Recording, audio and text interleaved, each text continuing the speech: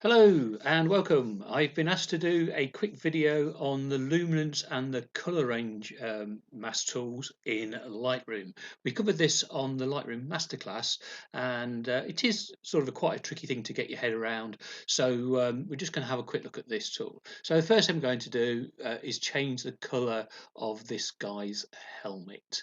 Now to do this, we could obviously kind of get the brush and we could try and stay within the lines and zoom in, but that's kind of hard work.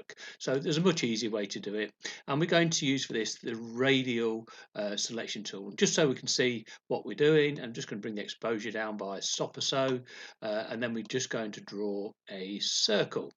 Now you see, I've gone outside the helmet. I've not been at all accurate. And what I've actually done is I've turned the feather all the way down to 0. If you look here where the feather is, the default is 50%, and I've moved it all the way down to 0, just so you can see quite how effective this tool is. What I can do is I can come into this area and I can move my hue and saturation slider, and you can see I can change the color. Let's let's move that, and we'll get a nice, what shall we go for, a nice sort of purple. Now you see everything within this circle is being altered. We've actually altered the color of the helmet. If I just move this back a bit, you see, so that's changing as well. But all we want to do is we just want to affect this color here, which was a yellow. So what we're going to do is we're going to use the color range mask. And you come down here, it says range mask. At the moment it's switched off. So we're going to change that to color. And once we do this, we get a slider and an eyedropper.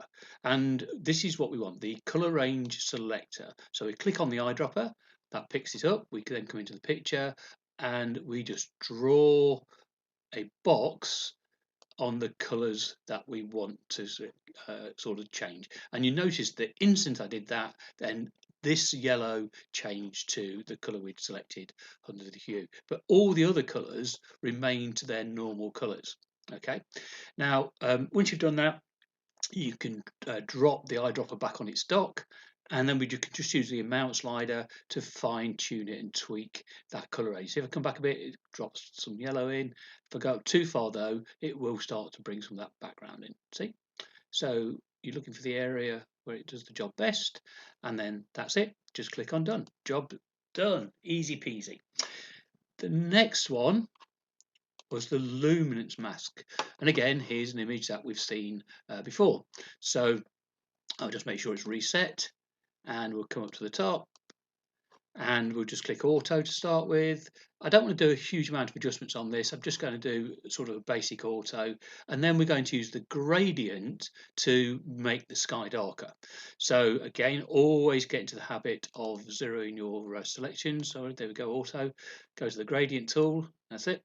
Get into the habit of zeroing your corrections, and I'm just going to bring the exposure down by around about a stop or so. Doesn't really matter that much.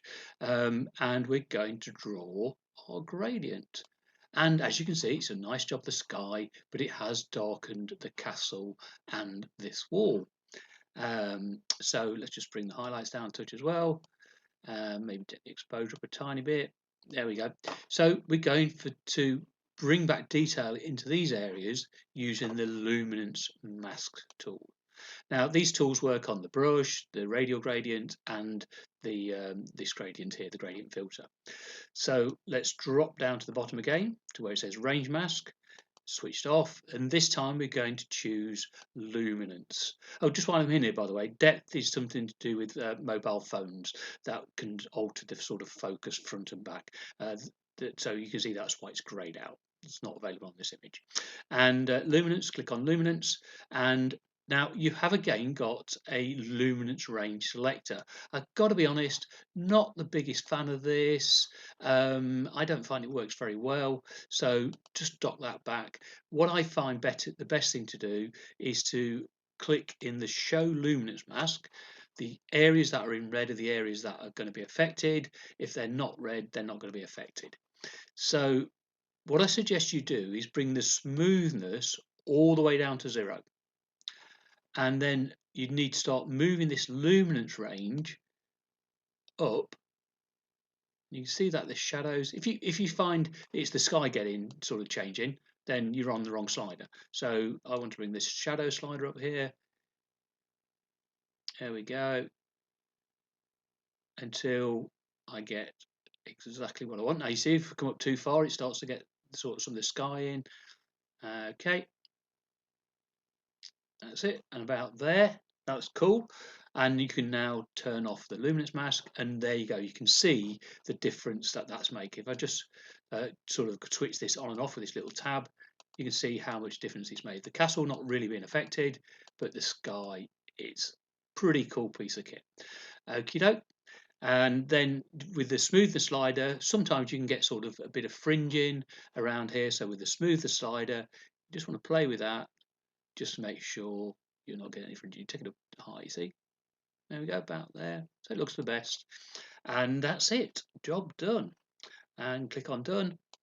And then of course you can just go in and fine tune your picture as you would normally. Okay, so that's the color range mask and the luminance range mask. And as I said before, it works with any of the brush, the radial filter, or the gradient filter. Great stuff. Hope you found that useful. Until the next time, see you again. All the best. Cheers, Glenn.